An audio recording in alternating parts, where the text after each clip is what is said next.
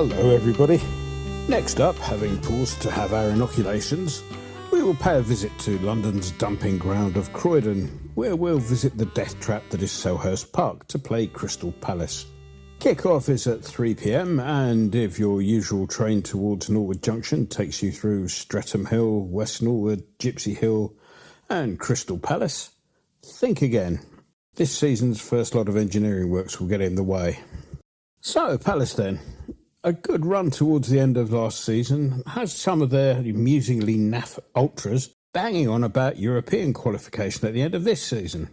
That notion took an initial dent in their season opener at Brentford last week, where they went down 2-1. That was probably a fair result in my view, though they will no doubt be pointing out the disallowed first half effort from Eze and saying that didn't help matters. Referee Barrett betrayed his rookie status by admitting to Palace players that he'd blown up early, thus breaking PGMO rule number 1, which is lie, obfuscate, confuse, but never, ever, ever admit a mistake. After last week's marathon session of new signings, the lovely Daisy was highly relieved to discover that Palace had only signed just the 3 first-teamers. Don't worry, love, we got Chelsea in a few weeks.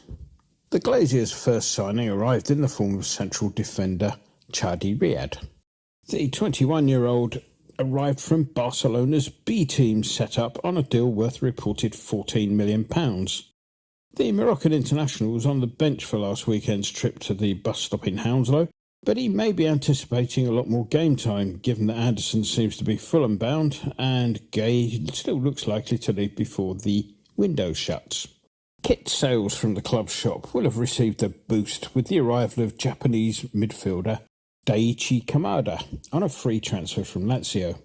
Now, if that name rings a bell, it's because it was he who tapped in to give Eintracht a first-leg lead in the Thursday Night League semi-final the other year, leaving match officials to finish off the job for the Germans in Frankfurt. He spent last season in Rome, but didn't endear himself to the Lazio ownership by allegedly demanding a €2.5 million bonus to stay on for another year. Lazio declined his kind offer, their CEO muttering something about sending mercenaries on their way. With the player not commanding a fee, it's not recorded whether the player got a decent bonus from the Glaziers, but frankly anyone in their right mind would want a decent wage for having to work in Croydon, which, as you will be aware, is the cesspit that produced the loathsome former Mrs. Percy. The final first-team arrival was Ismaili Sarr. Sarr spent 4 years over at Watford, netting 33 goals in 128 league appearances. Back then, Sarr was a £30 million player, but his stock, such as it ever was, has fallen over the intervening years to the effect that it took a mere £12.5 million for Palace to bring the 26-year-old Senegalese international over from Marseille. Given the fact that Sarr appears to have been tasked with replacing Michael Olise, who legged it off to Bayern for €60 million, Palace supporters might be forgiven for being less than whelmed at that particular deal. That's it, just the 3 in then. We may therefore as well move on to the wild and wacky world of association football. And the inevitable unfortunately happened up at Forest last weekend. With the linesman adhering to the ludicrous policy of not flagging for even the most obvious of offsides until the play had broken down once and for all, Forest's Danilo picked up an horrific ankle break during the following period. Many observers have been predicting such an occurrence. No doubt PGMOL will smugly point to some obscure regulation that absolves them from their duty of care to the safety of players, but it is a mad situation where linesmen don't bother anymore in the vague hope that VAR will bail them out in the end. Meanwhile, the apparent bout of insanity that Chelsea's owners seem to be enduring at present shows no sign of abating, with their squad size having a population equivalent to that of Tokyo. Their latest deal involves them spending £45 million on João Felix, whose previous loan spell at the club was hardly a success, with Conor Gallagher going over to Atletico Madrid in return. Lord knows what's happening over there, but the sooner the profit and sustainability rules put them out of their misery, the better. Let's move on to us. Well, to me, the team that played on Saturday had the air of a group of players transitioning between an old style of play and a new one, never quite being sure of what they were supposed to be doing at any particular point. I guess that's sort of inevitable at the start of a season under new management, particularly since the bulk of the starting 11 were part of last season's squad. Of the new boys, Somerville showed some good touches when he came on, but overall it was a case of, well, there's better to come from everyone as the new boys bed in and the old boys get used to the new boss. I note refereeing hasn't improved any this season, and that the usual promises to clamp down on time wasting lasted, well, in the case of Martinez, all of 12 minutes. Back in the day, referees were instructed to penalise goalkeepers who failed to release the ball after 6 seconds. Martinez was averaging well over 20 seconds a time. The situation reached ridiculous levels as 7 minutes of stoppage were added.